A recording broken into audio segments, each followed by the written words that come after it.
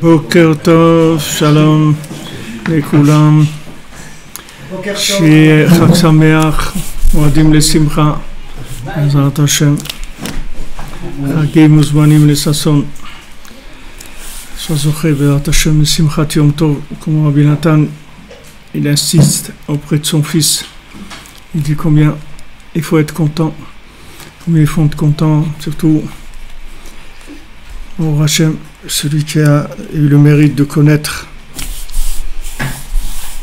Rabbeinu dans ce monde, parce que tout le monde va venir chez Rabbeinu, c'est une question de temps, dans ce monde, dans l'autre, c'est une question de temps. Et il dit à son fils, Vizaer, Vizaer, shelo yelecha atzvut umra shchora, mize be'atzmo shenecha sameach karaoui. Fais attention de ne pas être triste du fait que maintenant le doublage, ça c'est pas quand je suis fatigué, il y en a qui parle à ma place. Alors il lui dit fais attention de ne pas être triste de ça, du fait que tu sais qu'il faut être besimcha. Il ne faut pas que la joie de Yom Tov ça soit pour toi un poids. Habitue-toi à être libre. Sens-toi libre. Sens-toi libre. Ne prends pas la chose comme avec de la pression. Sens-toi libre. Il faut être besimcha. Tu as envie d'être besimcha. Tu as demandé à Hachem qui t'aide à être besimcha. Non, ça suffit. Après, ne commence pas la pression. Ne commence pas à faire monter le truc là, le baromètre là, truc de la pression. Ne fais pas monter. Regardez ce qu'il dit Rabbi Natan. C'est Rabbi Natan qui dit ça. Il y a beaucoup de gens qui sont pas qui n'aiment pas beaucoup ces paroles de Rabbi Natan, et qui n'aiment pas ces paroles du tout, mais c'est des paroles de Rabbi Natan, c'est la névoie de Rabbi Natan. כתילה לאל, יש מי שעושה בעדנו כל התיקונים שצריכים בכל עת. Parce que Baruch Hashem, on a quelqu'un qui fait pour nous tous les tikkunim qu'on a besoin à chaque instant. Donc Baruch Hashem, qu'est-ce que tu veux? Après ça, tu as un problème. Quel problème tu as? Je vous relis parce que des fois ça rentre pas bien, même dans les oreilles. Dans le cœur, c'est encore plus dur. Mais dans les oreilles. Ketila la el, parce que louange à Dieu. Yeshmi sheose ba'adenu kol hatikunim shetzrichim bechol et. Il y a quelqu'un qui fait pour nous tous les tikunim dont on a besoin à chaque instant. Non?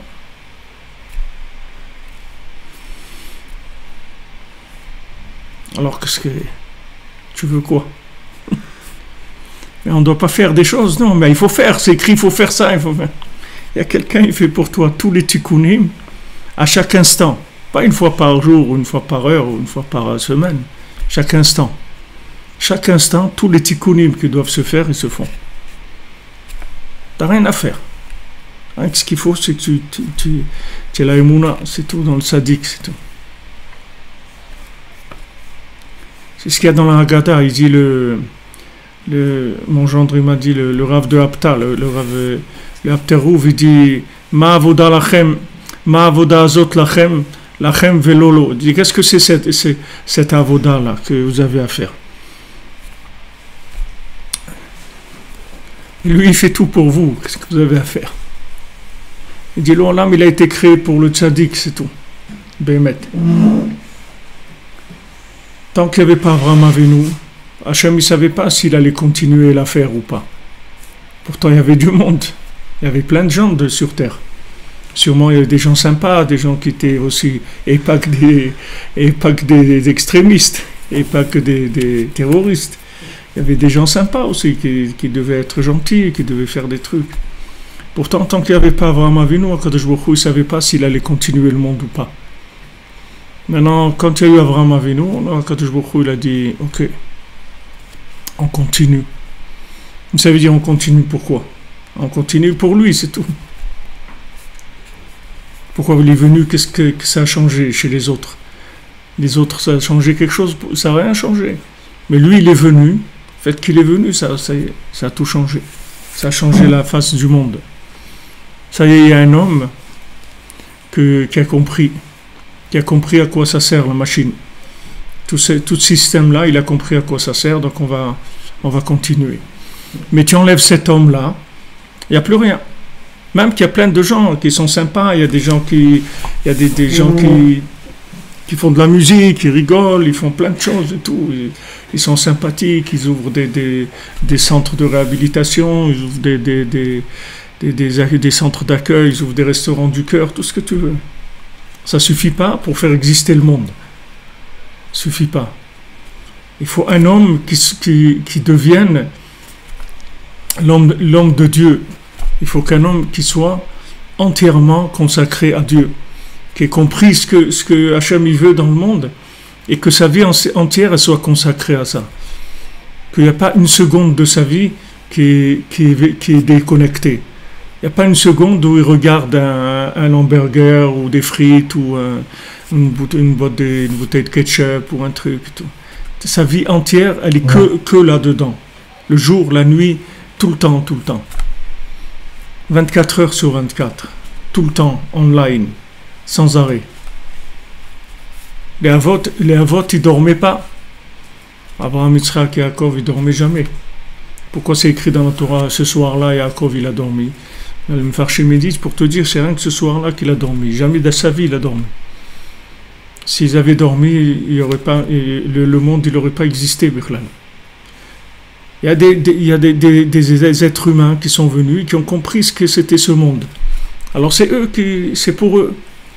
Et le reste, ils sont là, s'ils veulent être accompagnés Abraham Avinu, alors ils sont avec lui. Abraham Avinu, il peut aller, même quelqu'un comme l'autre, quelqu'un qui n'est pas tellement reluisant et recommandable et tout. Enfin, rien, Abraham Avinu, il va se battre, il va le sauver, il va tout faire pour lui. Il va tout faire pour lui. Pourquoi? Parce qu'il est avec lui, c'est tout. Maintenant, s'il s'éloigne de lui, c'est terminé pour lui. Il n'y a plus rien. Alors les gens, ils croient qu'ils ont atterri dans ce monde. Et c'est un monde qui est libre, que soi-disant on va faire des choses et tout. Tu peux rien faire du tout ici. Il n'y a rien à faire ici. Ici, il y a un bonhomme sur terre que le monde, il existe pour lui, c'est tout. Et tout le reste, c'est des figurants. S'ils veulent, ils peuvent participer en ayant un rapport avec lui. S'ils ne veulent pas, il va y avoir beaucoup de possibilités. Soit des fois, le tzaddik, il va les utiliser pour certaines choses. Mais il n'y a pas d'existence. Il n'y a pas d'existence d'un individu intrinsèque. C'est-à-dire que lui, il a le droit à l'existence de par lui-même. Parce que pour avoir le droit à l'existence sur Terre, il faut que tu serves à quelque chose dans la réparation du monde. Alors pour servir à quelque chose, il n'y a que si tu es avec le tzaddik, c'est tout. Si tu n'es pas avec le tzaddik, ce que tu fais, à quoi ça sert? À quoi ça peut servir? Ça peut aller où? Ça ne sert à rien. Tu peux faire ce que tu veux, ça ne sert à rien. Tu vois, il y a Moshe Rabbeinu, il y a beaucoup de gens, ils ont essayé de faire des choses. Ils n'ont rien essayé, ils n'ont rien fait du tout. Il y a deux possibilités. Ceux qui étaient avec Moshe Rabbeinu, ceux qui n'étaient pas avec Moshe Rabbeinu, c'est tout. Il n'y a pas une troisième possibilité. Il n'y a pas de freelance, il n'y a pas de bonhomme, il dit moi. Il n'y a pas de moi. Il y a où tu es inclus dans Moshe, où tu as une affaire à part. Tu montes une affaire à part, tout de suite, ça y est. Quand Korach, il a monté un parti à lui, Vaikar Korach, il s'est pris à lui, il s'est monté en tant qu'entité indépendante de Moshe Rabbeinu. Tout de suite, c'est la catastrophe, tout de suite. Pourtant, Korach, c'est un tzaddik, Il n'y a pas un tzaddik dans le monde qui lui arrive à la cheville de tous les tzaddikim qu'il y a eu dans nos générations, et celle d'avant et celle d'avant. Il n'y a pas un qui arrive. Korach, il était plus grand en Torah que Moshe Rabbeinu. Si Korach il s'était annulé à Moshe Rabbeinu, il aurait pu être le Rav de Moshe Rabbeinu, il aurait pu enseigner la Torah à Moshe Rabbeinu. Il aurait pu enseigner à Moshe Rabbeinu des choses que Moshe Rabbeinu ne savait pas. Donc tu vois que c'est pas un problème de connaissance, puisque Korach, des connaissances, il en avait, Korach. Il n'avait pas un problème de connaissance. Seulement il y a un problème existentiel, c'est tout. Un problème existentiel, c'est-à-dire que les gens, ils savent pas comment il fonctionne le monde. C'est tout. C'est juste une erreur c'est une erreur. Les gens ils savent pas comment il fonctionne. C'est comme tu viens dans un pays, il y a un roi et toi tu crois que le pays il marche comme ça, il y a des bus, il y a un aéroport, il y a des trucs, mais tu sais pas qu'il y a quelqu'un derrière tout ça c'est lui qui décide s'il va y avoir des avions, s'il va pas y avoir des avions, si les restaurants ils vont être ouverts le Shabbat ou ils vont être fermés, ou s'il y a avoir des restaurants cachers les Pessah ou pas. Il y a quelqu'un derrière tout ça qui gère ça. Alors dans le monde, il y a un Ben Adam qui s'appelle Tzadik Yesod Olam, c'est-à-dire il s'appelle le Tzadik qui est la base du monde. Qui est la base du monde, si tu l'enlèves, le monde il tombe. C'est pas difficile. Et cet homme-là, il n'y en a qu'un seul, c'est tout. Il n'y en a pas deux. Il n'a pas de collaborateur, il n'a pas de truc, il est seul, c'est tout. Alors, comme c'est Tzadik Yesod Olam, comme Moshe Rabbeinu, ou Rabbi Shimon, l'Arizal, le Baal Shem Tov, Rabbeinu, pour ça que Rabbi Shimon il a dit moi et mon fils ça suffit, on n'a besoin de personne, parce que tout ce qui existe dans le monde c'est inclus dans le tzaddik. Maintenant la chose elle peut exister en elle-même et se réinclure dans son origine et ça lui donne une dimension extraordinaire, mais même s'il ne fait pas ça, il va être réparé par inclusion. Mais seulement il n'aura pas sa participation, c'est tout. Mais il va être réparé. Rabbeinu, à un moment, il a dit, je ne sais pas si je vais continuer avec vous, j'ai envie d'arrêter. Alors, le Rabbi Nathan et tout, il était affolé. Rabbeinu, il dit, regardez, c'est plus facile que je m'occupe de vous après. Une fois après la mort, je m'occuperai de vous. Parce que après, les gens, ils discutent pas, ils ont pas... Ouais, ça, il n'y a pas. Les gens, ils viennent, ils savent qu'ils sont dans une situation très, très, très délicate, très difficile.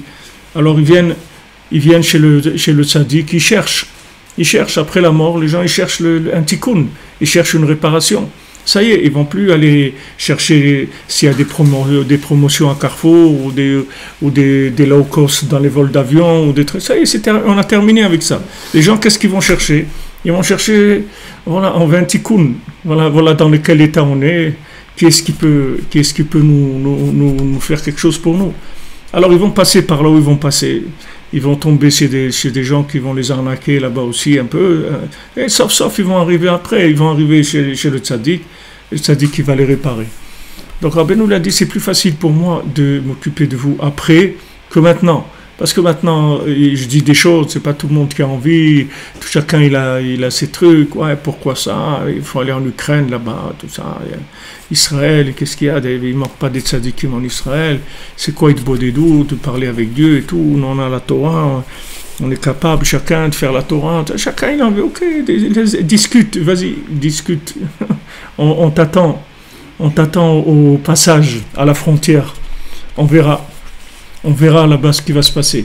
Donc Rabbeinu, à un moment, il pensait vraiment faire ça, arrêter de s'occuper des gens complètement et les attendre de l'autre côté du barrage. Mais Rabbi Nathan, il a dit, mais si maintenant quelqu'un, si quelqu'un maintenant, de par lui-même, il a envie d'avancer. Alors Rabbeinu l'a dit, c'est sûr, c'est extraordinaire. C'est quelqu'un, il s'éveille et il a envie de faire quelque chose de sa vie, de chercher la vérité, de vouloir se rapprocher de Dieu, de chercher qui est-ce qui peut l'aider et tout. Ça, c'est sûr que c'est beaucoup mieux de le faire de son vivant. Et Rabbeinu même dit qu'il vaut mieux de son vivant parce qu'après c'est difficile.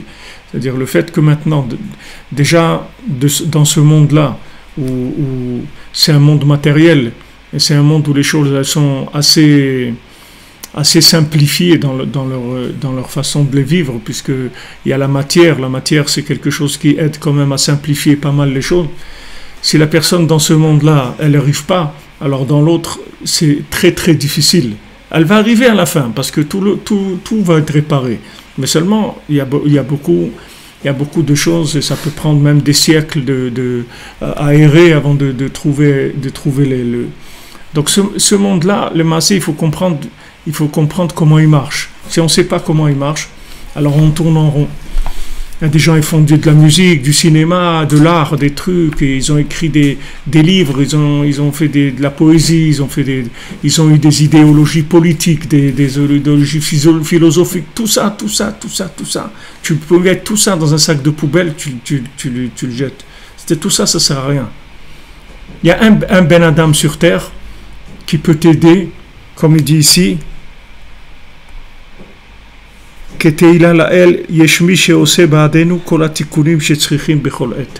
on a quelqu'un, Baruch Hashem, qui fait pour nous toutes les réparations qu'il faut faire à chaque instant.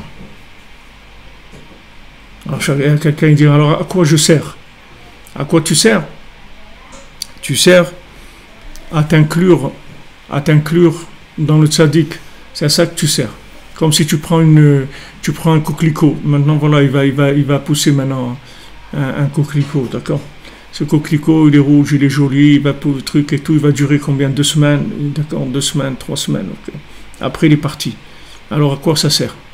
Enlève-le, mets-le. À quoi ça sert? Ça sert à quelque chose? Oui, ça sert à quelque chose. Ça sert à quelque chose parce que, à un moment, il va y avoir un oiseau ou un moustique ou un Ben Adam qui va le voir, il va apporter quelque chose dans tout le système. La même chose, toi à un moment, le fait que maintenant tu vas t'attacher au tzaddik, tu vas chercher le tzaddik, à un moment tu vas faire quelque chose, que cette chose-là, elle va apporter une réparation dans le monde.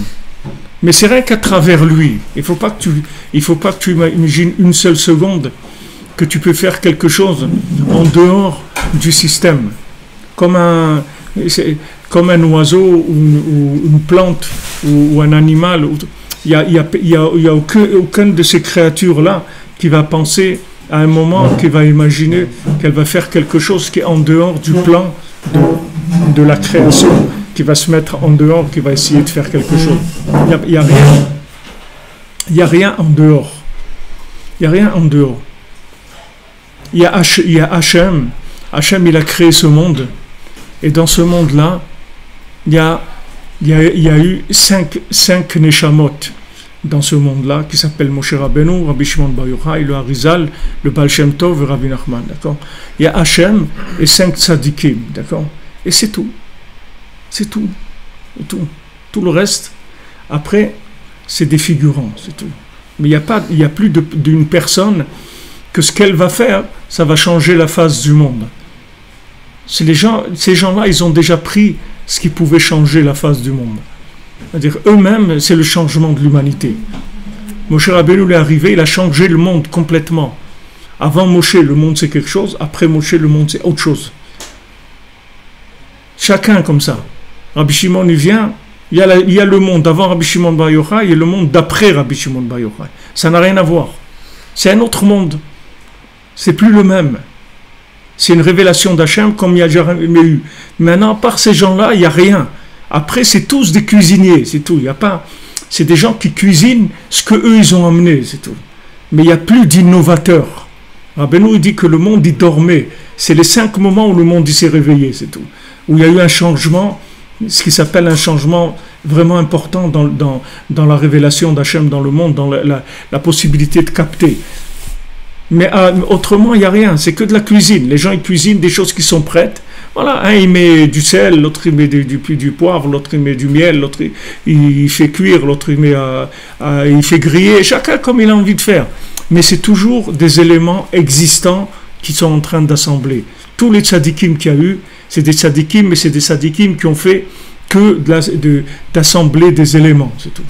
Mais des tzadikim yesodé olam, c'est-à-dire des tzadikim qui étaient la base du monde, c'est-à-dire qui ont représenté l'existence même, c'est-à-dire la garantie de l'existence du monde et sa finalisation, il n'y a eu que 5, c'est tout. Et bien, tous ces 5 tzadikim, c'est que un tzadik, c'est tout. C'est pas 5. C'est un seul. Moshe Rabbeinu et Rabbi Shimon et le Harizal et Baal Shem Tov et Rabbeinu, c'est un seul tzadik. C'est une seule neshama. C'est pas 5 individus qui sont différents. C'est le même. Seulement, ils sont venus chaque fois, cette neshama, elle est venue chaque fois avec un peu plus de révélation. Elle est venue sous la forme de Moshe, après elle est venue sous la forme de Rabbi Shimon, elle était déjà un peu plus révélée, après un peu plus avec le Harizal, un peu plus avec Baal Shem Tov, elle est venue de façon complète et totale avec Rabbi Nachman. C'est pour ça que Rabbi Nachman, il garantit la réparation totale de l'humanité, de n'importe quel individu, n'importe comment qu'il soit. C'est qu'une question d'émouna, c'est tout. Rav Ben Nachman, il dit, si on avait la émouna dans Rabbi Nachman, ça aurait été comme Matan Torah. La mort, elle aurait disparu du monde, la maladie, elle aurait disparu, tout le mal aurait disparu. C'est une question d'émouna, c'est tout. Quand on a vu Moshe Rabbeinu, on a eu la émouna. Pourquoi? Parce que c'était un moment où il y a eu c'est-à-dire Moshe Rabbeinu, il est venu de façon pratique à un moment où on ne pouvait pas se passer de lui. C'est-à-dire que maintenant, comme on était en Égypte, et il est venu nous faire sortir d'Égypte, on ne pouvait pas dire Moshe Rabbeinu, bon, on va voir, etc. Bon, il y a 80% qui ont voulu réfléchir, ils sont restés en Égypte, d'accord? Mais maintenant, le 20% qui sont sortis, ces 20% qui sont sortis, ils ont vécu un moment extraordinaire parce qu'ils ont vécu la solution avec la conscience du besoin. C'est-à-dire, ils ont trouvé la solution au moment où ils ne pouvaient pas faire autrement. C'est-à-dire, ils avaient besoin de Moshe Rabbeinu. C'est-à-dire qu'il était là, ils avaient besoin de lui. Parce que sans lui, il n'y avait rien. Donc ils l'ont vu, il était là, il faisait les makotes, 250 makotes à Paro, et Paro dit je veux pas, et il dit ok tu veux pas, tu vas prendre encore un truc et tout. Donc ils voient des révélations comme ça, eux ils sont dans l'esclavage, ils en peuvent plus, ils ont envie de sortir de là. Mon cher Rabbeinu dit allez on y va, etc. Ils voient la manne, ils voient des choses, le puits, et après ils arrivent Matan Torah, c'est quelque chose d'extraordinaire. Nifla Meod, ok, ils n'avaient pas tellement envie, mais comme ils étaient, comme on dit, en bon rapport et tout, ils n'avaient pas envie de commencer à faire des histoires. Alors ils ont dit qu'est-ce qu'on va leur dire maintenant que nous on a envie d'aller faire de la darbouka et tout. On va pas lui dire, on va pas dire ça mon cher Rabbeinu, on va faire semblant qu'on est d'accord. Surtout ils ont senti qu'Hachem il n'était pas tellement dans une situation où il allait permettre un autre choix que ça. Donc ils ont dit on accepte, ouais, pas de problème, ils ont joué le jeu et tout, on est d'accord. Mais ce qu'il y avait d'extraordinaire, c'est que ça s'est présenté à un moment où il y avait besoin. Et ça, c'est extraordinaire. Tandis qu'aujourd'hui, tout le monde a besoin, mais les gens, ils ne savent pas. C'est ça le problème. C'est ça le problème. Parce que si les gens, ils savaient combien ils avaient besoin, Rabbeinu, il dit, vous savez combien vous avez besoin. Parce que c'est sûr qu'une fois que le bonhomme, il se réveille à l'hôpital, il dit, quand il voit urgence, des trucs, des tuyaux, des trucs, il comprend qu'il n'est pas au Club Med. Ça lui prend 2-3 minutes, il comprend que s'il est là, c'est qu'il a des problèmes graves, très graves. Donc Rabbeinu dit, vous savez combien vous avez besoin de moi. Mais il dit, le monde entier, il a besoin de moi. Mais ils ne savent pas, c'est ça le problème. C'est que les gens, ils ne sont pas confrontés aux besoins. Les gens, ils ont des besoins, ils ont des problèmes. Ils ont des problèmes. Tous les gens, ils ont des problèmes. Ils ont des problèmes d'existentialisme, des problèmes de mariage, des problèmes de solitude, de maladie, de tristesse, de tout ce que tu veux. Mais ils ne savent pas du tout le rapport qu'il y a entre ça et Rabbi Nachman. Ils ne savent pas faire le rapport. Il n'y a pas, tandis qu'avec Moshe Rabbeinu, il n'y avait pas d'autre choix. C'était ou ça ou rien, c'est tout. Mais les gens, ils le voyaient, c'était clair. Donc ça, c'était quelque chose d'extraordinaire. Parce que quand tu as ça, tu as tout. Après, tu dois t'accrocher, c'est tout, mon cher Rabbeinu. Mais tu as la solution, elle est là. Tu la vis, la solution. Tu vis le problème et tu as la solution en même temps. C'est extraordinaire. Tandis qu'aujourd'hui, tu as des gens qui ont des problèmes. Tout le monde a des problèmes. Mais les gens, ils n'ont pas conscience de la solution. Et même les gens qui se disent Breslev, même les gens qui disent je suis Breslev, tu crois que les Breslev, ils savent ce qu'il dit Rabbi Nathan ici, que Baruch Hashem, on a quelqu'un qui fait pour nous toutes les réparations qu'on a besoin à chaque instant. Tu crois que les Breslev, ils savent ça? Tu crois que quelqu'un qui sait ça, il peut rester au lit à Chatzot? Tu crois que quelqu'un qui sait ça, il ne va pas faire une heure et demie de Boédout? Tu crois que c'est quelqu'un comme ça, il ne va pas descendre l'écouter de Filote 5 ou 10 fois par an? Tu crois que quelqu'un comme ça, il ne va pas faire l'écouter au Moran au moins, je sais pas, tu prenais Rav Levi Yitzhak, je crois qu'il finissait 6 fois par mois l'écouter au Moran, tu vois? Les gens, ils savent la maladie et ils connaissent le médicament. Ils connaissent le médicament. Donc ils font pas, c'est pas un style, on va faire, comme ils disent, je sais pas, Genghis style là, ou Genghis style, ou Breslev style. C'est pas un style de Breslev, ouais, c'est cool, les Breslev, ils sont cool. C'est pas cool du tout. C'est la réparation de l'humanité. C'est la réparation de chaque individu dans chaque détail de sa vie. C'est pas un truc, ouais, c'est super, Breslev, ça donne des bons conseils. Et tout. Mais c'est pas que ça donne des bons conseils. C'est que c'est la réparation totale, générale, dans chaque détail de l'individu. Quand Rabbeinu dit, tu vas plus revenir dans ce monde, je vais te réparer complètement. Il faut essayer d'entendre ce que ça veut dire. Avec la conséquence du comportement qui est adéquat à des paroles comme ça. Quand Rabbi Nathan il te dit, voilà, Baruch Hashem, sois content. Sois content. Tu peux, détends-toi. Il y a quelqu'un qui s'occupe de toi, chaque seconde, il va te réparer. Chaque seconde, ce que tu dois faire, il va te mettre dans les conditions dans lesquelles tu dois les faire. Et tu vas le faire, c'est tout. Alors, détends-toi. Ne prends pas sur toi de la pression. Pourquoi tu te mets de la pression? Il faut que je fasse ça. Tu ne dois rien faire du tout parce que tu ne peux rien faire. Tant que tu dis il faut que je fasse ça, tu imagines que tu peux faire des choses. Le jour où tu vas te rendre compte que tu ne peux rien faire du tout, alors là tu vas commencer à chercher quelqu'un qui va t'aider. Mais tant que tu crois que tu peux faire des choses, alors tu vas essayer de faire des choses. La personne, elle dit, bon, voilà, Hachem, il m'aide, ok, Rabbi Nachman, et je vais à Ouman, à Rosh Hashanah, et je vais prendre la bracha pour l'année, et après, bon, tout va marcher, tout. C'est pas que tu vas prendre la bracha pour l'année, tu as terminé l'année, elle est terminée, c'est tout. Motzei Rosh Hashanah, tu as terminé ton année, c'est tout. Ça y est, t'as terminé. Alors qu'est-ce que tu fais? Eh ben, tu rentres, juste tu laves ton linge pour qu'il soit propre pour le Rosh Hashanah d'après, tu prépares ta valise, et tu prends ton billet, c'est tout, tu reviens, c'est tout. Mais ça y est, c'est terminé, t'as terminé. Mais qui est-ce qui croit à ça?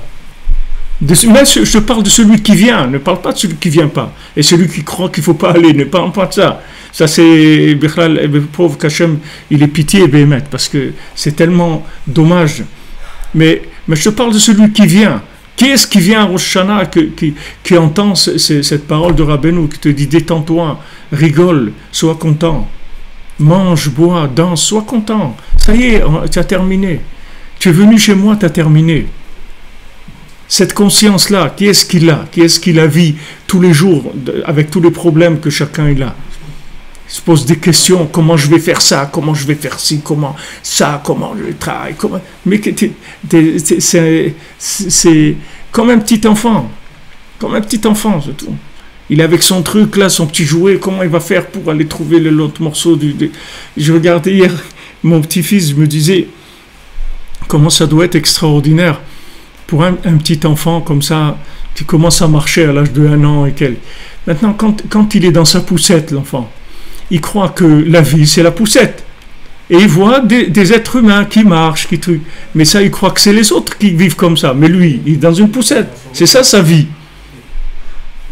Il est sûr que c'est ça, sa vie. Il ne sait pas. Regardez la simcha qu'il doit avoir le jour où il commence à marcher. Il commence à marcher et il voit, waouh, alors moi aussi, je vais être comme ça. Donc, moi aussi, je vais devenir comme eux. Moi, je peux aller aussi, je peux aller prendre des chocolats dans le truc, je peux casser des verres, je peux faire des trucs extraordinaires. C'est nifla. Moi aussi, ça y est, je peux faire ça. Mais avant, quand il est dans sa poussette, Il croit que la vie, pour lui, c'est la poussette, c'est tout. C'est comme ça qu'il est. Et un jour, il pense qu'il va manger quelque chose. Non, il y a les adultes qui mangent. Ça, c'est une sorte d'individu. Et il y a lui dans sa poussette, c'est le biberon, et sa maman qui lui donne à manger, c'est tout. Mais il n'y a pas qu'un jour, il va s'asseoir à table aussi, il va manger le même manger que ces gens-là, avec des bouteilles de couleurs, des trucs. C'est pas pour lui, ça. Lui, il est un bébé, c'est tout. Lui, c'est sa vie, elle est comme ça. Ben, les gens sur Terre, c'est la même chose. Les gens, ils sont comme ça, ils restent dans la poussette, c'est tout. Il n'y a personne qui les pousse à sortir de la poussette. Tu comprends? Tu veux rester dans ta poussette, tu restes dans ta poussette. Il n'y a personne qui va te sortir. Et tu regardes, et si tu regardes, tu vois des gens, tu vois. Il y a eu des tzadikim, il y a eu des gens et tout. Mais toi aussi, tu peux être comme ça. Toi aussi. C'est très facile. C'est pas difficile du tout. Tu t'attaches à Moshe Rabbeinu. Tu viens avec Moshe Rabbeinu. Tu vis avec lui. Tu es tranquille. Tu n'as pas de problème. Tu n'as aucun souci. Même si tu t'appelles Yeshua Ben Nun, même que tu es un petit jeune homme de 16-17 ans, avec plein de problèmes dans la tête et tout. Tu es avec Moshe Rabbeinu, ça y est, tout est réparé. Tout est réparé. Non seulement réparé, il devient lui-même un petit Moshe Rabbeinu, ou un grand Moshe Rabbeinu. Puisque c'est lui qui fait le travail que Moshe Rabbeinu n'a pas pu faire, il le fait lui, Yehoshua. Il fait rentrer le Ham Israël en Eretz Israël. Ce que Moshe Rabbeinu n'a pas pu faire, lui, il le fait. Alors que lui, par rapport à Moshe Rabbeinu, qu'est-ce qu'il est? Même pas par rapport à Moshe Rabbeinu, par rapport à tous les tzadikim qu'il y avait à l'époque. Yehoshua Ben Nun, c'était pas un tzadik du tout. Il n'était pas au niveau de rien par rapport à tous les Meraglim, tous les chefs de tribus, tous les Korach, les trucs. Tous ces gens-là, c'était des gens énormes par rapport à lui. Mais seulement la différence, c'est que tous ces gens-là, leur lien avec Moshe Rabbeinu, il était plus faible que Yehoshua, c'est tout. Comme Yehoshua, il avait un lien avec Moshe Rabbeinu, même qu'il était n'importe comment qu'il était, le fait qu'il avait un lien avec Moshe Rabbeinu d'un tel niveau que le Yamush Mitechael ne bougeait pas de la tente de Moshe Rabbeinu. Il était toujours avec Moshe Rabbeinu. C'est pas matériellement qu'il était toujours avec Moshe Rabbeinu, c'est qu'il vivait tout le temps avec le souffle de Moshe Rabbeinu. Moshe Rabbeinu, c'était sa vie. C'était sa vie. La vie sans Moshe Rabbeinu, c'est pas une vie, c'est rien du tout. C'est comme ça qu'il vivait, Yehoshua Ben Nun. Donc lui-même, il est devenu la main de Moshe Rabbeinu. C'est lui qui faisait la guerre contre Amalek, c'est pas Moshe Rabbeinu. Moshe Rabbeinu, il tirait les énergies et il les donnait à Yehoshua. Yehoshua, c'est lui qui tuait Amalek. C'est lui qui faisait rentrer le Ham Israël en Eretz Israël. Regardez ce qu'il a fait. Un homme qui s'appelle Nahar. Yehoshua un Nahar, c'était un Nahar. Nahar, ça veut dire que un adolescent. C'était un adolescent, c'est-à-dire qu'il était les crises d'adolescence, il veut des trucs de ce monde, et plein de trucs. Lui, il était comme il était Nahar. Nahar, ça veut dire qu'il est Nahar, c'est le contraire de la stabilité. Nahar, les Nahar, ça veut dire faire bouger, hein? Voilà, exactement. Il était dans la turbulence. Il était dans les turbulences sans arrêt. Ça n'a rien changé. Ça n'a rien changé. Il a eu une vie magnifique. Il a une vie extraordinaire. Regardez ce qu'il a fait. Regardez Yehoshua. Yehoshua, c'est Moshe Rabbeinu qui vivait en lui. Moshe Rabbeinu, il a dit en Israël, je sais que le jour où je vais mourir, vous allez fauter. Je le sais. Pourquoi? On n'est pas capable, nous, de faire des choses. Pourquoi tu nous dis ça? Alors tu nous traites d'incapables. Le jour où tu vas mourir, ça y est, le monde s'arrête. Il n'y a plus rien. Et nous, on vaut rien alors? Et toute la Torah que tu nous as appris, alors ça vaut rien? On n'est pas capable, nous, de faire la Torah. On n'est pas capable d'étudier la Torah. On n'est pas capable d'être des tzadikim, nous aussi. Non.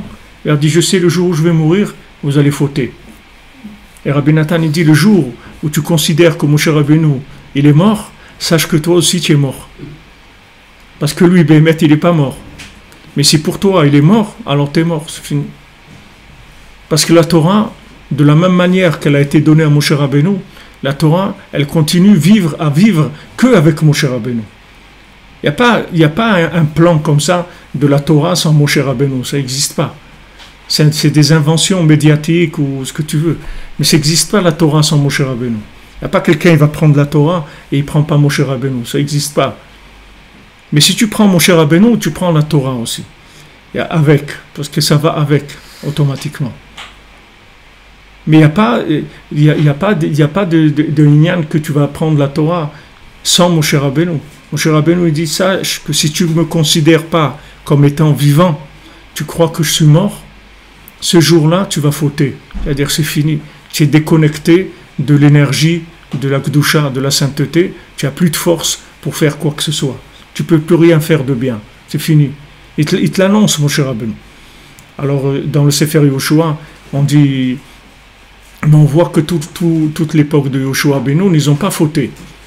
Alors, Rashi dit, de là, on voit que quand il y a un élève du Rav qui est vivant, alors le Rav, il est vivant. Tant qu'il y a un élève qui est attaché au Rav, alors le Rav, il est vivant. C'est-à-dire, Moshe Rabbeinu, les Maaseh, il était vivant à travers Yoshua Benu. Comme Rabbeinu, il était vivant à travers Rabbi Nathan. C'est-à-dire que l'élève, il fait vivre le maître. C'est-à-dire qu'il fait que le maître, il continue à agir à travers lui dans le monde. Ça, c'est le schéma de la Kedusha.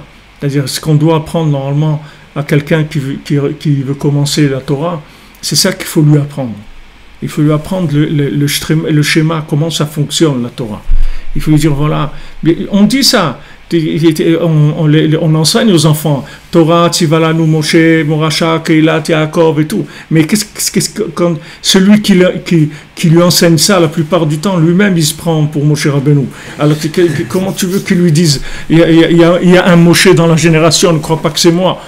Il y a un Moshe Rabbeinu, je veux que tu saches, il est voilà, Ouman, les trucs. Il va pas lui dire ça. C'est juste des paroles qui sont dites comme ça. Elles ont toujours la force de la Emouna. Il y a toujours quelque chose dedans qui va permettre à l'individu après, s'il veut chercher, de pouvoir chercher. Mais ce qu'on devrait enseigner, la première chose qu'on devrait enseigner, c'est ça, de dire voilà, sache qu'il y a un tzaddik de la génération, et si tu veux avancer dans la vie, il faut que tu le cherches, il faut que tu te rapproches de lui, et il faut que tu le cherches, c'est tout. Et Rabbi Nachman, il faut le chercher. Ne croyez pas parce qu'il y a du folklore dans Breslev que ça veut dire que Rabbi Nachman il est très très révélé dans le monde. C'est pas le folklore. Breslev c'est pas du folklore. Breslev c'est de la recherche tous les jours du tzaddik. Rabbi Nathan il dit chaque fois que tu respires, il faut que tu respires le souffle du tzaddik. Sinon tu t'appelles pas que tu es attaché au tzaddik. Attaché au tzaddik ça veut dire que maintenant j'arrête de respirer avec ma bouteille d'oxygène à moi et je me mets à respirer sur les poumons du tzaddik. C'est sur ça que je respire. C'est-à-dire, si maintenant je peux vivre sans lui, je m'arrange sans lui, j'ai une vitalité sans lui, ça veut dire que je respire d'autres choses. C'est-à-dire que je suis attaché à d'autres choses.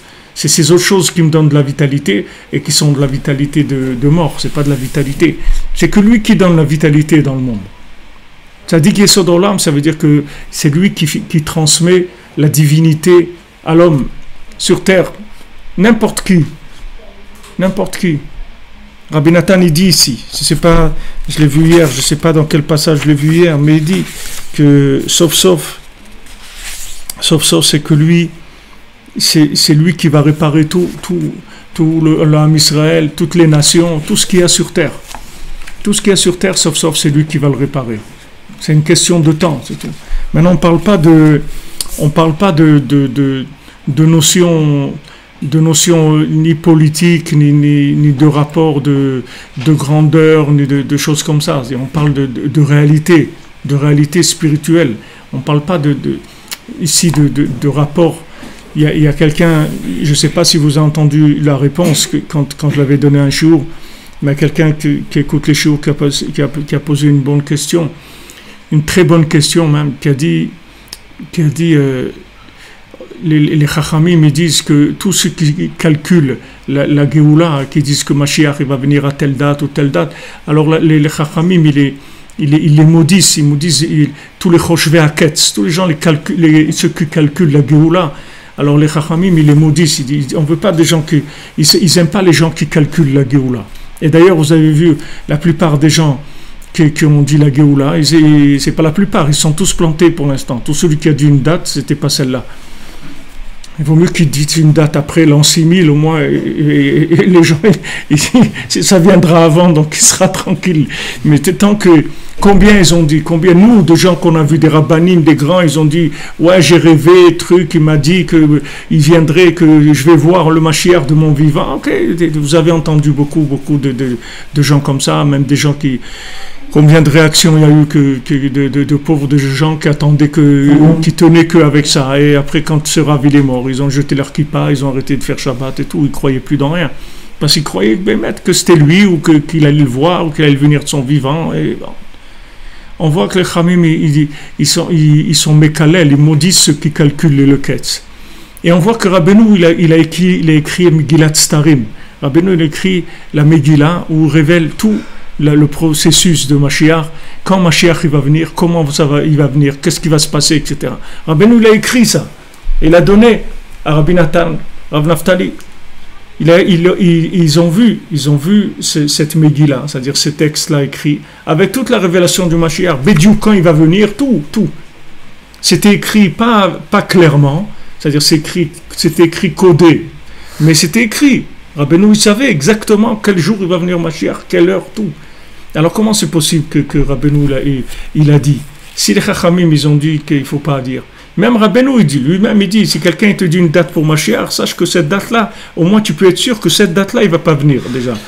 Peut-être le lendemain ou la veille, mais quand quelqu'un il te dit tel jour Mashiach il vient, déjà enlève-la du calendrier parce que c'est sûr qu'il ne vient pas, cette date-là.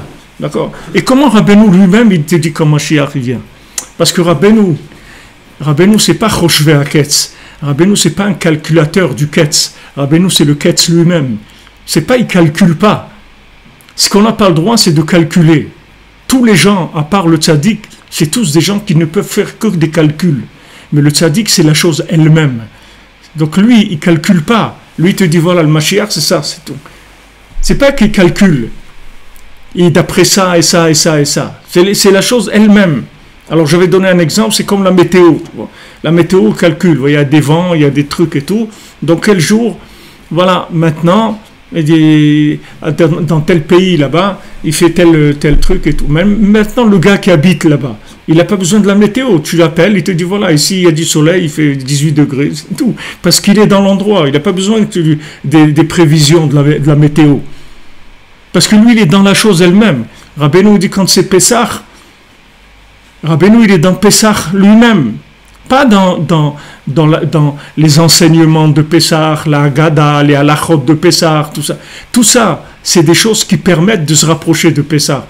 Mais il y a Pessah lui-même, comme Rabbi Nathan il dit à ses enfants, il dit voilà, on a la matzah, on a le vin, on a la viande, on a le seder, on a la Haggadah, on a Baur, mais Pessah lui-même, c'est quoi Pessah lui-même? Tout ça, c'est Pessah, oui, mais la matzah, c'est Pessah. Ça fait partie de Pessah, ok.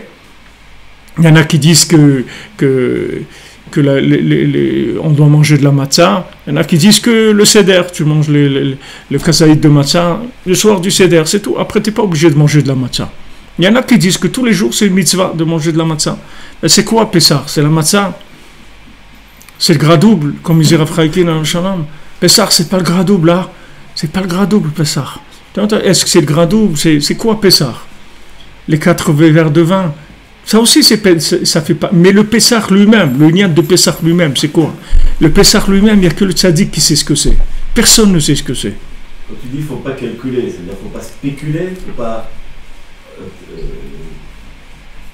Il ne faut pas essayer de prévoir alors qu'on ne maîtrise pas les choses.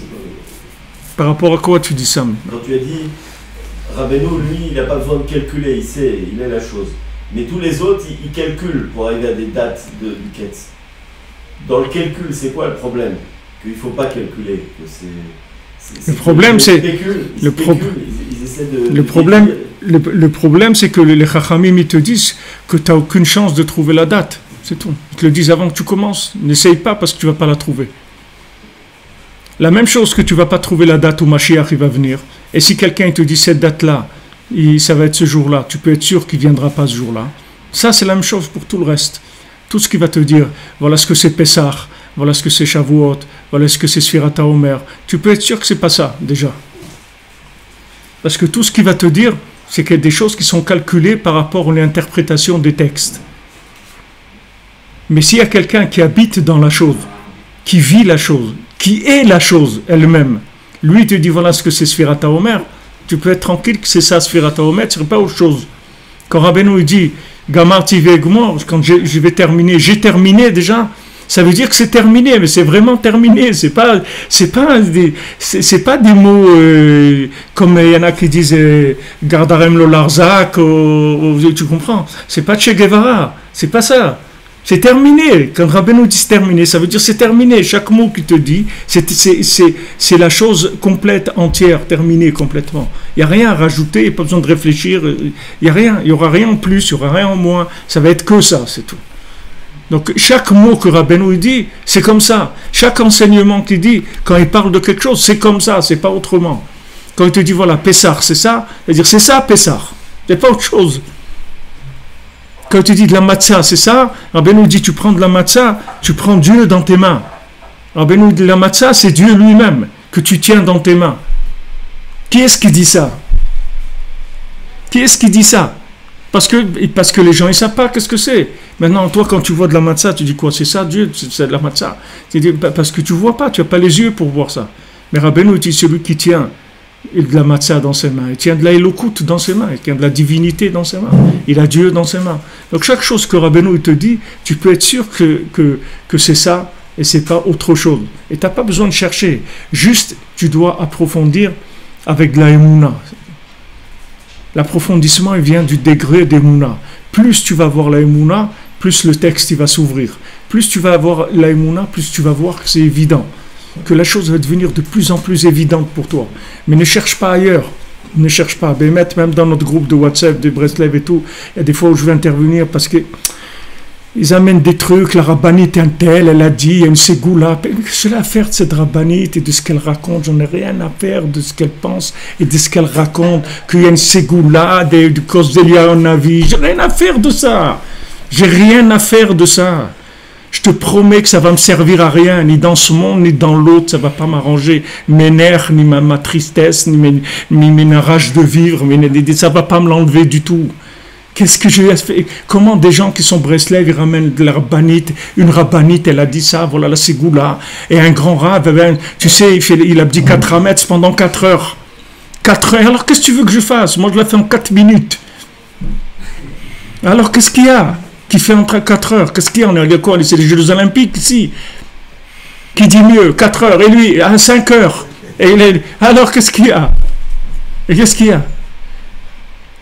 Quand tu es attaché à Moshe Rabbeinu, il te met le scanner et te dit, le Hametz, il est là-bas. Là-bas, là-bas. Tu vas, tu sais pas pourquoi, mais tu ouvres un truc, tu trouves là-bas le Hametz. Tu vas là-bas, tu regardes sous un truc, ah, il y a un petit gâteau. Et là, voilà, ça y est, t'as fini, c'est tout. 4 minutes, t'as fini. Et il va tourner 4 heures, il a un pain dans sa poche, il l'a pas vu. Il va pas le voir. Il y a eu des périodes, des tzadikim, il faisait l'abdikat rametz avec de la Emouna, avec de la dvekout dans Hachem, et les gens, qu'est-ce qu'ils ont pris? Ils ont pris que l'extérieur aujourd'hui. C'est-à-dire, le gars, il vient, il faut que tu assistes, il faut que tu mettes une webcam dans une maison où tu vois un jeune qui est soi-disant un jeune érudit en Torah qui fait l'abdikat rametz, tu vois, c'est des nerfs de folie, tu vois. Des nerfs, comment un bonhomme peut faire 4 heures l'abdikat rametz? Des nerfs, tu vois, les nerfs que la personne, qui est-ce qui est au niveau de faire quelque chose comme ça s'il n'a pas l'autre côté avec? S'il a le cœur de faire ça, il n'y a pas de problème. Mais va chercher le cœur pour faire ça. Alors, on a un groupe Breslev, c'est-à-dire que les gens, ils appellent ça un groupe WhatsApp Breslev que normalement on doit... Normalement, au début, c'était un groupe qui était fait pour encourager à faire Hitbodedut, que chacun il allait. D'ailleurs, c'est notre ami Yosef Moshe qui a l'initiative de la création de ce groupe-là, de Hitbodedut Attitude. Et normalement, c'était que chacun il donne des zouk à l'autre pour faire Hitbodedut. La forêt, il envoie une photo de la forêt où il est, trucs. Bon, maintenant, des gens, je vois la rabbinite, voilà, les ségoulottes de la rabbinite. Mais qu'est-ce que j'ai à faire? Qu'est-ce que tu me rentres là-dedans? Moi, c'est pas, c'est-à-dire ça me dérange, ça me dérange. Mais il y a des gens, ils peuvent croire que ça a une valeur quelconque, ils peuvent lire ça et ils peuvent essayer de le faire aussi. Mais à quoi ça te sert? Tu as la maison de Moshe Rabbeinu, tu as Moshe Rabbeinu, pourquoi tu vas chercher des trucs? Où tu vas chercher? Tu vas rien trouver, il n'y a rien. Tous ces chemins-là, c'est des chemins qui mènent nulle part. Parce que ces gens-là, eux-mêmes, ils ne savent pas où ils vont, Birlal. Eux-mêmes, ils ne savent pas. Tu crois ces goûts-là, il n'y a pas besoin de ces goûts-là de rien. Il n'y aurait pas besoin de ces goûts-là de rien du tout. Tu t'attaches au tzaddik et tu vis, c'est tout les choses. Il n'y a pas besoin de ces goûts-là. Tu apprends la halakha, comment on fait le seder, comment on fait le plateau, comment on fait les c'est tout. Tu n'as besoin de rien. De ces goûts-là, de rien. Il n'y a aucune ségoula, j'ai besoin d'aucune ségoula. La ségoula du monde, c'est le tzaddik, c'est tout. Il n'y a aucune ségoula dans le monde. L'attachement au tzaddik, chaque mot que tu dis, c'est pour faire avancer les gens dans la émouna du tzaddik, c'est tout. C'est pas pour amener des trucs nouveaux de tel rave. J'ai rien à faire avec de ce rave-là. Il peut rien faire pour moi. Ni dans ce monde et encore moins dans l'autre. Encore moins dans l'autre. Lui-même dans l'autre va voir, si tu pouvais voir où lui il est là-bas, tu verrais quel problème lui il a réglé là-bas. Attends, toi tu crois que ce qu'il a dit ici, ça a une valeur quelconque pour t'aider en tant que personne qui te trouve dans la génération où on est maintenant, tellement fatigué, tellement qu'on est revenu deux fois en réincarnation, qu'on en a marre d'essayer. On a envie que ça marche. On ne veut plus essayer. Bon, Hachem Rabbeinu, il a dit, celui qui vient chez moi, j'ai terminé avec lui, je le répare, qu'il soit tranquille. Maintenant, nous, la seule chose qu'on doit faire, c'est développer ça. Développer, quand Rabbeinu te dit, voilà, sois Bessimcha Yom Tov. Alors tu essayes d'être Bessimcha, tu pries Hachem, tu dis, je t'en prie, aide-moi, Bessimcha, voilà. Et Rabbeinu te dit, comment tu vas te faire? Alors tu chantes, tu danses, tu rigoles, tu te déguises avec tes enfants, tu fais des trucs, tu cabrioles, n'importe quoi, Bessimcha, c'est tout. Sois Bessimcha. Rabbeinu, il te dit ce qui marche. Il te dit les points qui sont vitaux dans les choses. C'est pas la peine de chercher ailleurs, tu perds ton temps.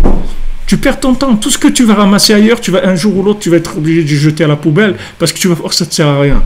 Fais ce que le tzaddik te dit de faire. Et si tu as du temps à passer et de l'énergie et tu as envie, mets-le là-dedans, ne mets pas ailleurs. Parce que ça rapporte 100%. C'est garanti. C'est des investissements qui sont garantis. Donc ne cherche pas à mettre tes énergies ailleurs, c'est dommage. Ailleurs, comme il y a toutes sortes de voix, de trucs, ça rentre partout. Et les gens, ils ramassent de là, des paroles de celui-là. Il y a, voilà, une nouvelle ségoula qui est sortie sur Pessah, un nouveau truc. Mais il n'y a pas besoin. Les ségoulottes, elles sont très simples. Les ségoulottes, il y a Ouman Rosh Hashanah, il y a Chatzot, il y a Bodedut, Tikkun Klali, il y a Yod Besimcha, Shulchan Aruch, ça y est, voilà les ségoulottes. Il n'y a pas besoin de rien d'autre. Tu fais que ça, c'est tout. Que ça. Tu manges ça, c'est tout. Tout le reste, après, laisse-le de côté. Laisse-le de côté. Il n'y a personne qui peut t'aider, sache-le. Ni dans ce monde, ni dans l'autre. Dans ce monde, tu peux te rendre compte un petit peu. Et dans l'autre monde, les gens y verront qui est-ce qui peut t'aider là-bas. Qui est-ce qui va pouvoir t'aider. Il n'y a que le tzaddik qui peut t'aider. C'est le seul qui peut prendre. Rabbeinu, il peut annuler les 24 tribunaux d'en haut. Qui est-ce qui peut faire ça? Il y a quelqu'un qui te dit, moi j'annule les décrets des 24 tribunaux qu'il y a dans le ciel. Il y a quelqu'un qui a dit ça déjà? Il n'y a personne qui a dit ça, parce qu'il ne peut pas le faire. Rabbeinu te dit, sois tranquille. N'importe quel jugement qu'il y a sur toi, je l'annule. S'il ne me convient pas.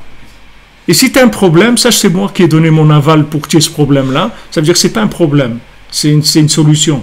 Toi tu crois que c'est un problème, ce n'est pas un problème. Du tout, c'est une solution. Donc, tranquille, sois tranquille. Il n'y a pas de problème. Tu n'as aucun problème. Le problème, c'est si tu ne me connais pas. Ça, c'est un problème. Si tu ne connais pas Rabbeinu, tu as vraiment un problème.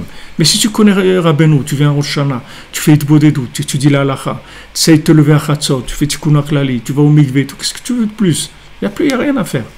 Après, tout ce qu'il y a, ça passe entre ses mains. Lui, c'est lui les 24 tribunaux d'en haut. Donc, s'il y a n'importe quel jugement sur un individu, lui, il annule le jugement, s'il ne lui convient pas. Et s'il pense que s'il voit, lui, que c'est ça qu'il faut pour la personne, alors il va lui dire, voilà, c'est bon, c'est ça. Celui pense que si tu perds ton porte-clés, c'est ça que c'est bien pour toi.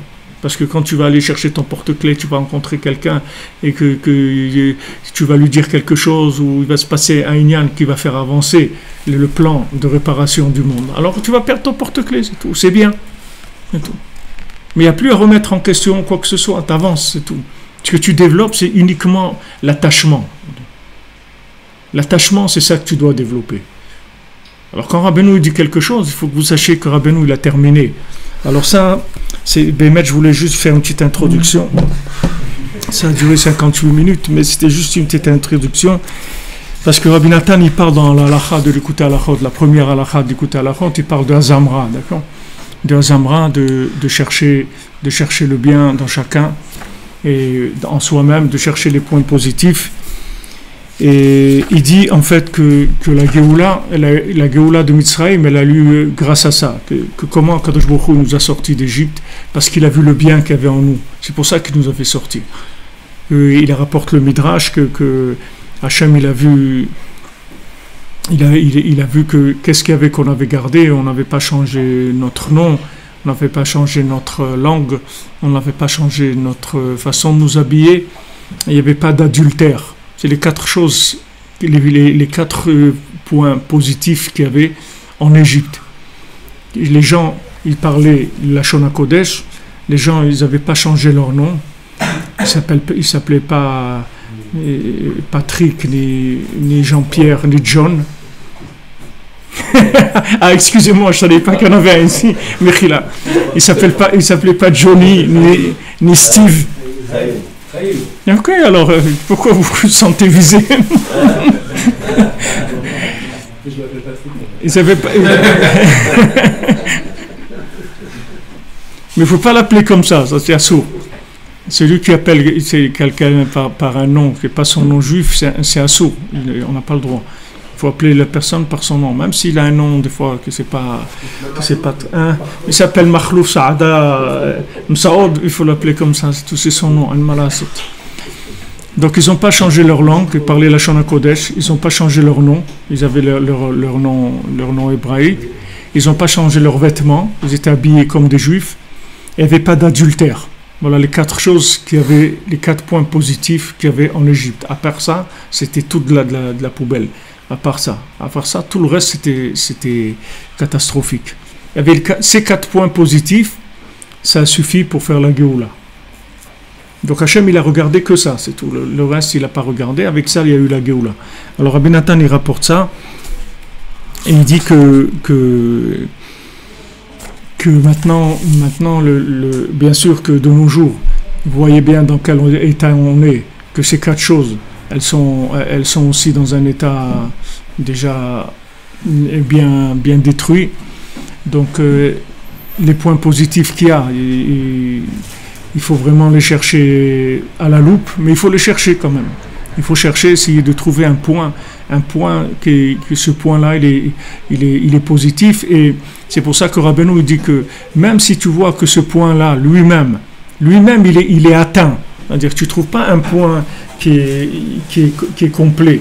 Comme tu dis, voilà, par exemple, ils ont pas changé leurs vêtements. Alors, ils avaient un vêtement juif, c'est tout. Mais maintenant, Rabbeinu, il te dit que même maintenant, si dans le point positif que tu trouves, ce point-là, il est abîmé. C'est-à-dire que maintenant, si tu prends le vêtement juif, tu vas trouver qu'il reste que la kippa, c'est tout, du vêtement juif.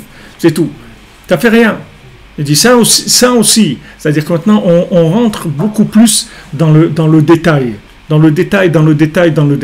jusqu'à qu'on trouve, mamache, une toute petite partie de bien qui reste, même dans la notion de bien, elle est complètement gangrénée, c'est-à-dire elle a été complètement pourrie, atteinte. Mais à l'intérieur de tout ça, il reste toujours quelque chose encore qu'on peut appeler quelque chose de positif à l'intérieur. Ça suffit. Il n'y a pas besoin de plus que ça. Ça suffit pour la Géoula. Il n'y a pas besoin de plus que ça. C'est pour ça que cette halakha-là, je vais pas rentrer maintenant, Bezat Hashem, on rentrera dans le texte demain, si je n'ai pas une autre Akdama, mais qui vient d'ici demain. Mais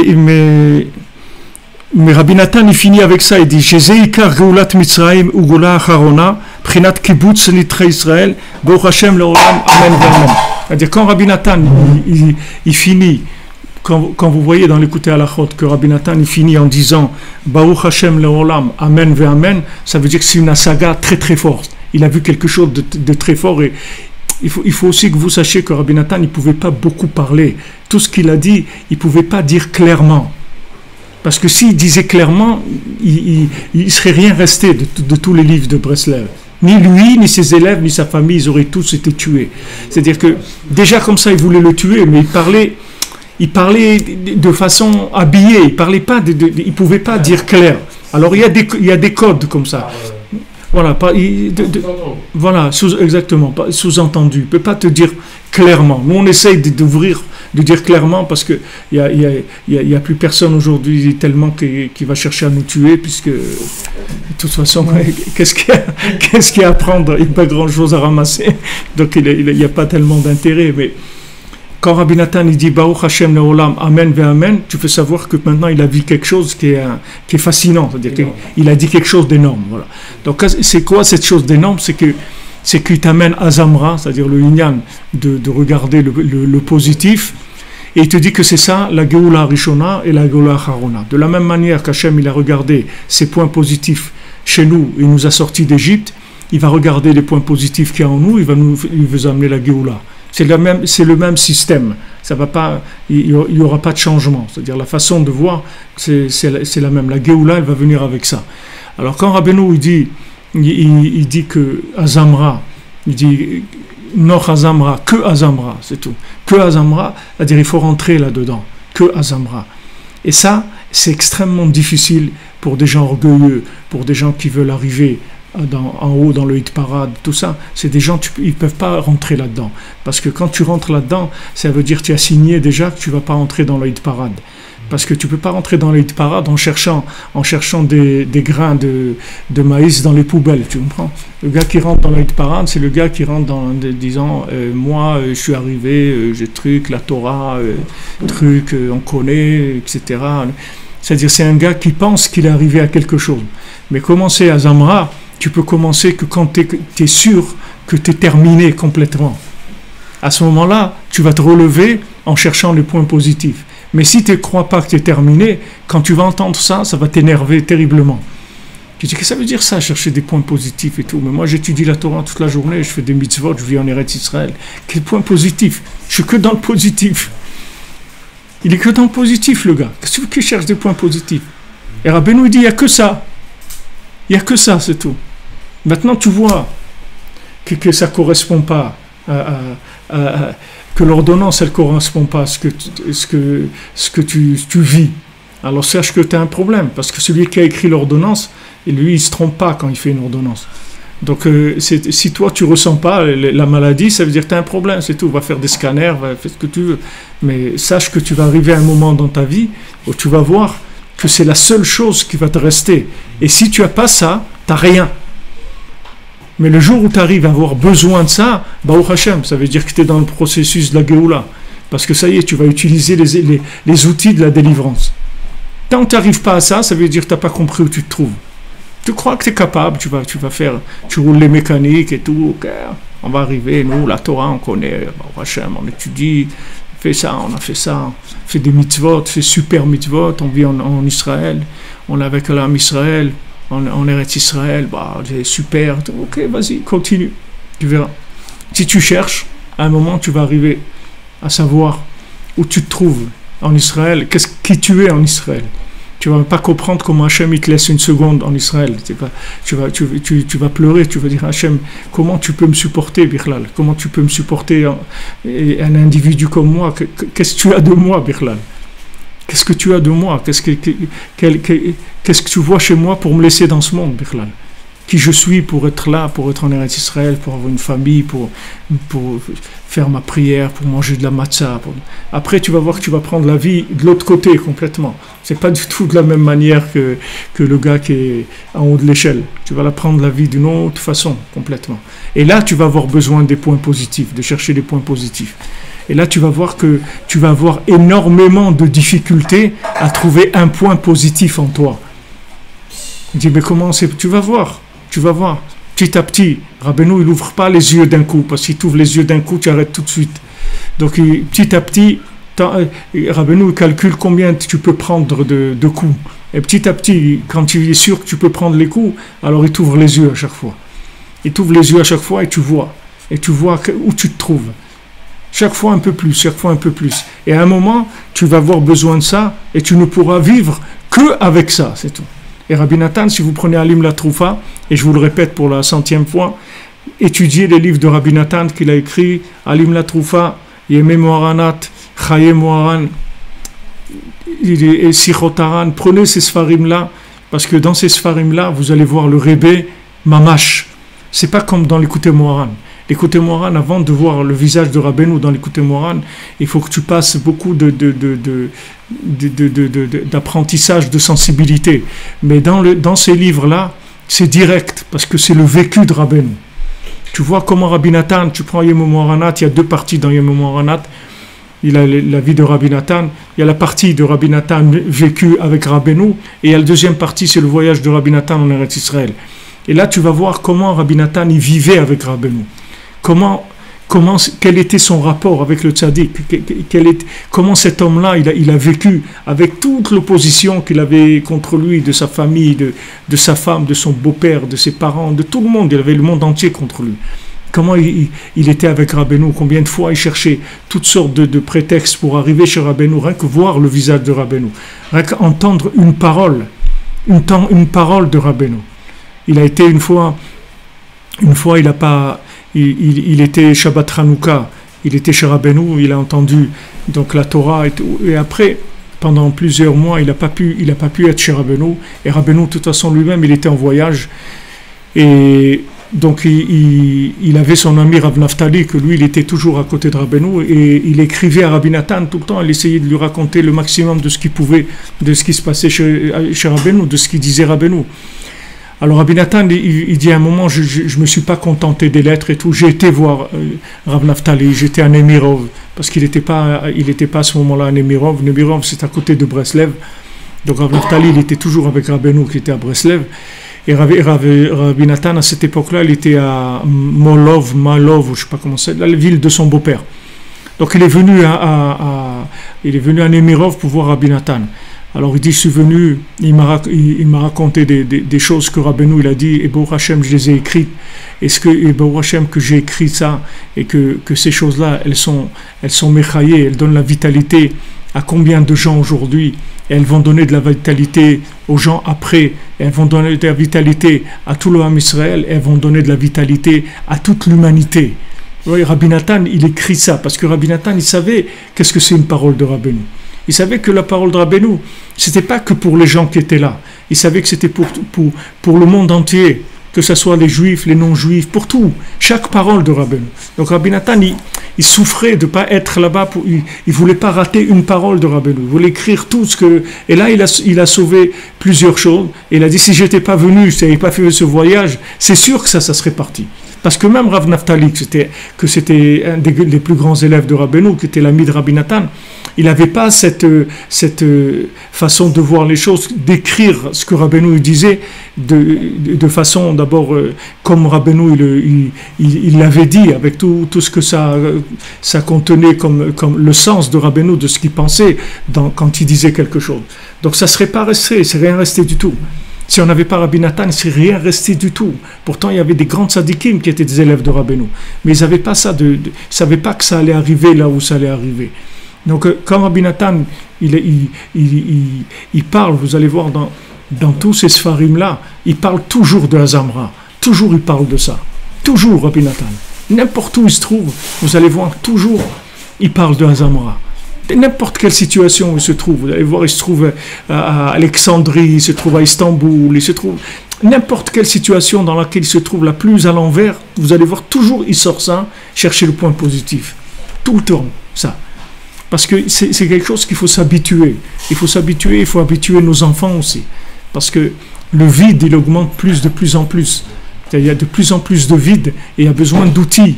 Il y a Baruch Hashem les outils pour lutter, il y a les outils pour arriver, il n'y a aucun problème. Rabbeinu, il a donné tout ce qu'il fallait. Seulement, il faut les utiliser, il faut développer une façon de vivre qui est de regarder le positif.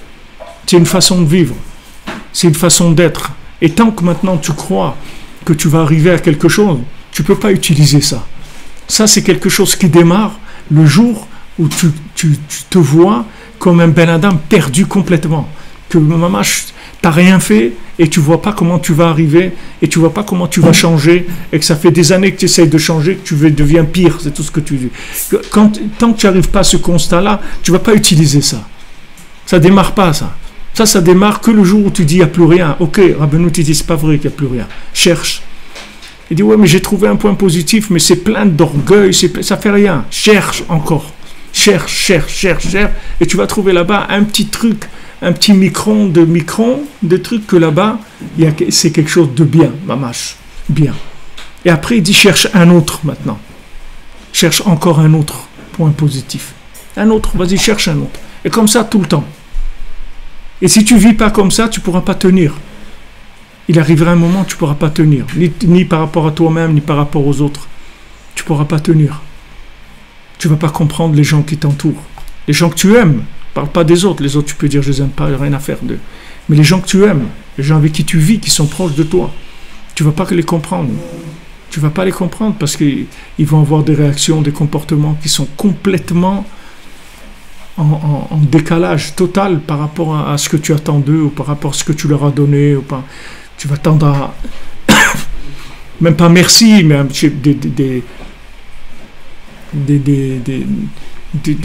moins que les gens ne te frappent pas, ne t'insultent pas, ou je sais pas. Quelqu'un, t'es proche, que tu aimes, et tu vois des trucs de contradiction énormes. Alors Rabbeinu te dit que Azamra, c'est tout. Sinon, tu ne pourras pas vivre. Tu ne pourras pas vivre. Donc tout ce que tu vas voir de contradictoire, que voilà, pourtant je vais donner ça, des trucs ça, ne regarde, tout ce que tu vois qui est contradictoire, jette-le. Cherche le point positif, c'est tout. Il y a des points positifs, il y en a plusieurs, c'est tout. Regarde que ça, c'est tout.